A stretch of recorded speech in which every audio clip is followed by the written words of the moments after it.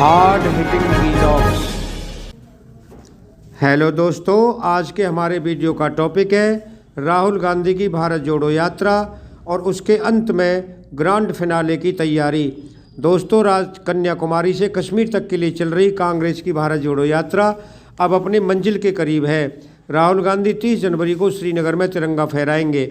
कांग्रेस अध्यक्ष मल्लिकार्जुन खड़गे ने भारत जोड़ो यात्रा के समापन कार्यक्रम में शिरकत करने के लिए समान विचारधारा वाले 21 विपक्षी दलों के नेताओं को आमंत्रित किया है, लेकिन अरविंद केजरीवाल की आम आदमी पार्टी से लेकर केसीआर की बीआरएस और एचडी देवेगौड़ा की जेडीएस सहित कई विपक्षी दलों को न्योता नहीं भेजा गया है। ऐसे में आखिर क्या वजह रही जिसके चलते कांग्रेस विपक्ष के इन 7 विपक्षी दलों से दूरी बनाए रखना चाहती है? फ्रेंड्स, कांग्रेस भारत जोड़ो यात्रा के समापन समारोह के जरिए विपक्षी एकजुटता का संदेश देना चाहती है। मल्लिकार्जुन खड़गे ने समान विचारधारा वाले 21 दलों के नेताओं को आमंत्रित किया है। खड़गे ने टीएमसी ममता बनर्जी, जेएमएम के हेमंत सोरेन, सपा प्रमुख अखिलेश यादव, बसपा सुप्रीमो मायावती, आरजेडी अध्यक्ष लालू प्रसाद यादव और तेजस्वी यादव, शिवसेना चीफ उद्धव ठाकरे, सीपीएम महासचिव सीताराम येचुरी, एनसीपी प्रमुख शरद पवार, डीएमके के प्रमुख एमके स्टालिन, टीडीपी के चंद्रबाबू नायडू, नेशनल कॉन्फ्रेंस के फारूक अब्दुल्ला और पीडीपी की महबूबा मुफ्ती जैसी विपक्षी नेताओं को न्योता भेजा है। इस तरह से हमके Jitan Ram Manjhi, CPI, RSP, RLSP, AIADMK, VCK, RLD, IUML और केएसएस के नेताओं को भी बुलाया गया है। दोस्तों, कांग्रेस ने विपक्षी खेमे के 21 दलों को भारत जोड़ो यात्रा के समापन कार्यक्रम में शामिल होने के लिए आमंत्रित किया है, लेकिन पूर्व प्रधानमंत्री देवेगौड़ा की पार्टी जेडीएस, आम आदमी पार्टी के अरविंद केजरीवाल, तेलंगाना के केसीआर की बीआरएस, आईयूडीएफ के मौलाना बदरुद्दीन अजमल और एआईएमआईएम के प्रमुख असदुद्दीन ओवैसी को शिरकत करने के लिए नहीं बुलाया गया।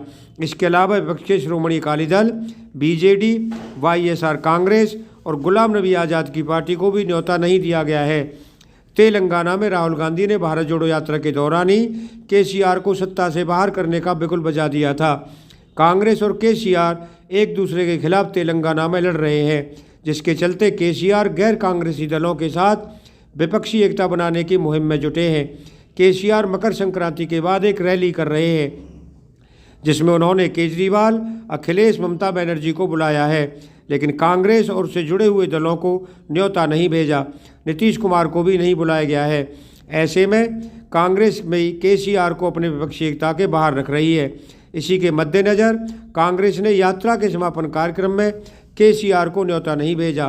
कांग्रेस ने आम आदमी पार्टी को भी यात्रा के समापन कार्यक्रम में नहीं बुलाया है, जबकि संसद के बीते शीत सत्र में सरकार की घेराबंदी के लिए नेता विपक्ष के नाते खड़गे की बुलाई बैठक में आम आदमी पार्टी शामिल हुई थी। गुजरात चुनाव के बाद कांग्रेस ने अरविंद केजरीवाल की पार्टी को लेकर स्टैंड बदला है।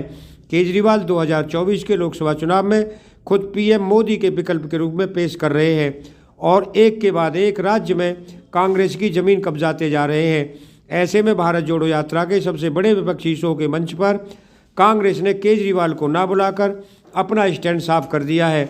दोस्तों, कर्नाटक में इसी साल अप्रैल में विधानसभा चुनाव होने हैं। कर्नाटक विधानसभा में अपने दम पर लड़ने की तैयारी में है और जेडीएस को अलग थलग करने की कवायद कर रही है।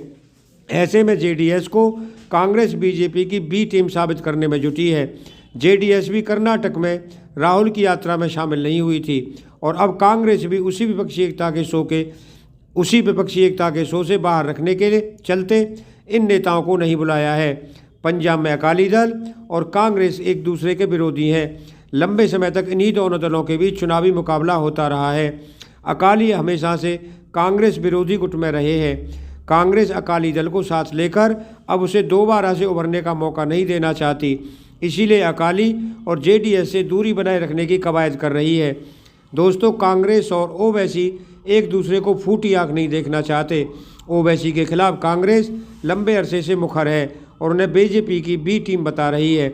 इसी तरह असम विधानसभा चुनाव में बदरुद्दीन अजमल की एआईयूडीएफ के साथ गठबंधन से हुए नुकसान के बाद कांग्रेस उनसे दूरी बनाने में ही भलाई समझ रही है।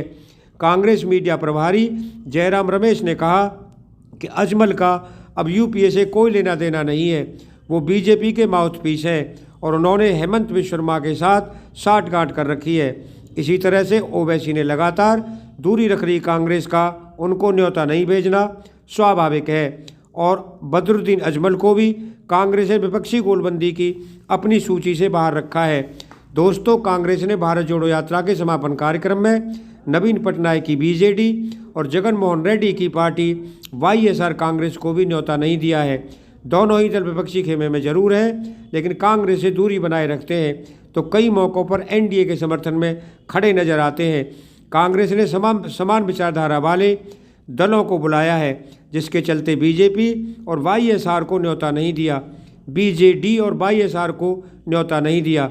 इस तरह से जम्मू कश्मीर में कई विपक्षी दलों को कांग्रेस ने राहुल गांधी की यात्रा में बुलाया है, लेकिन कांग्रेस ने अलग होकर पार्टी बनाने वाले गुलाम नबी आज़ाद को न्योता नहीं दिया है।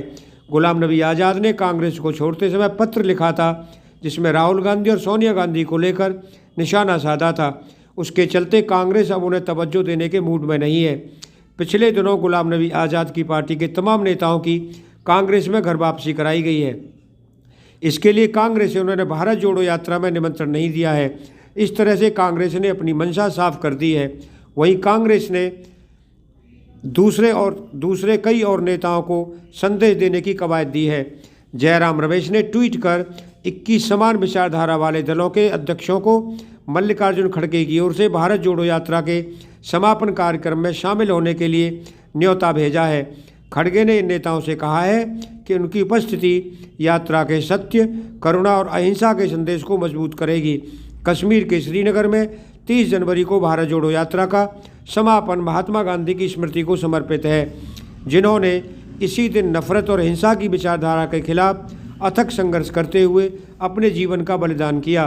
खड़गे ने अपने न्योते में कहा है कि इस समय देश में लोगों को मुद्दों से ध्यान व्यवस्थित रूप से हटाया जा रहा है, तब भारत जोड़ो यात्रा एक शक्तिशाली आवाज़ के रूप में उभरी है। इन नेताओं की भागीदारी से मजबूत संदेश जाएगा। दोस्तों, अगर आपको ये वीडियो पसंद आया हो तो चैनल को सब्सक्राइब करें, वीडियो को लाइक करें, ज़्यादा शेयर करें। आप लोगों का बहुत बहुत धन्यवाद। Thank you very much.